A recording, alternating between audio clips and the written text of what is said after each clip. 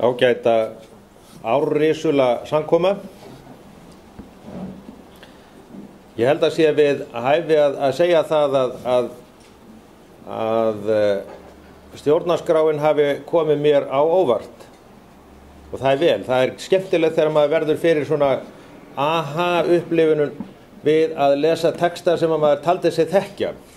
Ég held að til þess að skýra málið þá sé ráð að lesa 62. greinina í stjórnarskránni til skýringar og hlustið vel eftir hverjir eru aðilar þessarar greinar.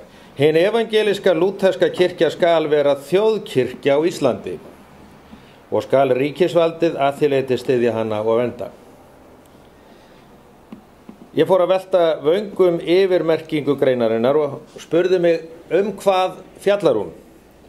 Og mér er falið að fjalla tengsl ríkis og kirkju og verkefnið sem að mér var sérstaklega falið er þetta: hvað þýðir samband ríkis og kirkju? En ég spyr, er spurningin hugsanlega röng? Er hugsanlegt að 62. greinin fjalli ekki fyrst og fremst samband ríkis og kirkju? Sem okkur er tamt að sjá sem meginaktora greinarinnar. En hverjir eru þessir aðilar 62. greinarinnar?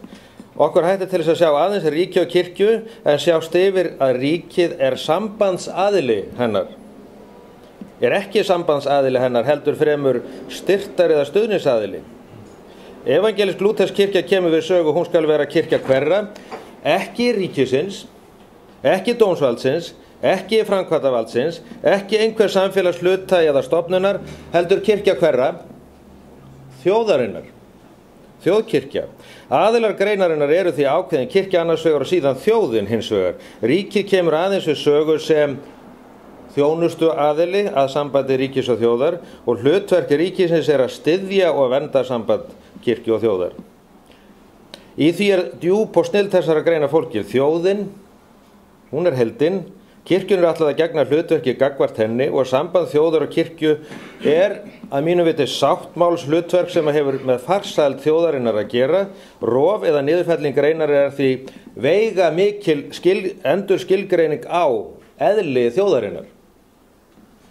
Til að ræðum 62. greinina verðum við því að íhuga eðli og merkingu þjóðar og ríkið og kirkja gegna ólíkum þáttum og eru tveimur ólíkum hlutverkum. Og ég ætla ekki að fara í gegnum skilgreiningar á eðli þjóðarinnar, það verður of langt hér, en þjóðkirkju er ætlað að laga starf og skipulag sitt að þörfum heildarsamfélagsins. Þjónustan er við allt samfélagið og ekki spurt trúfélagsaðild þegar leitað er eftir eða boðin þjónusta. Kirkjan er því allra og ber að verja og efla fjölbreytni og margbreytileika. En hvað þýðir samband ríkis og kirkju samkvæmt 62. greininni? Það þýðir að kirkja og þjóð eigi sér sáttmála sem ríkið á að tryggja að gangi eftir. Ríkið ber ábyrgð á að kirkjan hafi aðstoð og frið til þess að sinna skyldu sinni gagnvart þjóðinni og þjóðin á heimtingu á að kirkjan sinni köllun sinni gildri merkingasköpun, góðu starfi og efli fólk og þjóð til gilda og hamingju. Að þessu sögðu er tal aðskilnað ríkis og kirkju allt annað en 60. greinina. Því greinin fjallar þjóð og kirkju en ekki ríki og kirkju. Við getum sem sé aðskilið ríki og kirkju algjörlega en haldið algjörlega í stjórnarskrárákvæði. Ef við viljum aðskilnað þjóðar og kirkju, þá erum við farin að tala 62. greinina. Ég sé því í 62. greini þjóð og kirkju sáttmálsambandi og ég hef uppgötvað við þennan lestur mun dýpri grein en mig óræði fyrir í gær þegar ég byrjaði að skoða hana.